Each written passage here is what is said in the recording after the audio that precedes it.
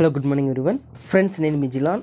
ఈ వీడియోలో Bigg Boss season 8 14th week Saturday ఎపిసోడ్లో రోహిణి గారు అయితే ఎలిమినేట్ అవ్వడం అయితే జరిగింది కదా. మరి సండే ఎపిసోడ్లో ఎవరు ఎలిమినేట్ అవుతారు?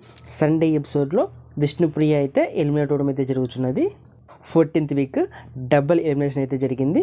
ఒకరు రోహిణి, మరొకరు విష్ణుప్రియ. ఈ 2 కంటెస్టెంట్స్ 14th వీక్ ఎలిమినేట్ అవ్వడం అయితే జరిగింది. ఇప్పుడు హౌస్లో 5 కంటెస్టెంట్స్ ఉన్నారు కదా. ఈ 5 కంటెస్టెంట్స్ డైరెక్ట్గా టాప్ 5లోకి అయితే వెళ్ళిపోతారు. ఆల్రెడీ అవినాష్ అయితే ఫస్ట్ ఫైనలిస్ట్గా టాప్ 5లోకి అయితే అడుగుపెట్టాడు. సెకండ్ నిఖిల్ అయితే టాప్ 5లోకి అయితే అడుగు పెడతారు. నెక్స్ట్ గౌతమ్ టాప్ 5లోకి అయితే అడుగు పెడతాడు. నెక్స్ట్ ప్రేరణ అయితే టాప్ 5లోకి అయితే అడుగు పెడుతుంది. నెక్స్ట్ నబీల్ అయితే టాప్ 5లోకి అయితే వెళ్ళిపోతాడు. ఈ 5 కంటెస్టెంట్స్ టాప్ 5లోకి వెళ్తారు. మరి ఈ 5 కంటెస్టెంట్స్లో ఎవరు టైటిల్ విన్నర్ అవుతారు అని మీరు అనుకుంటున్నారో కామెంట్ బాక్స్లో మెన్షన్ చేయండి.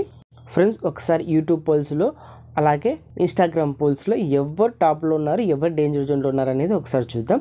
ఫ్రెండ్స్, టాప్లో ఏ పోల్లో చూసా కూడా నిఖిల్ అయితే టాప్లో ఉన్నాడు. అలాగే సెకండ్ ప్లేస్లో గౌతమ్ ఉండడం అయితే జరిగింది. అలాగే థర్డ్ ప్లేస్లో ప్రేరణ అయితే ఉన్నది.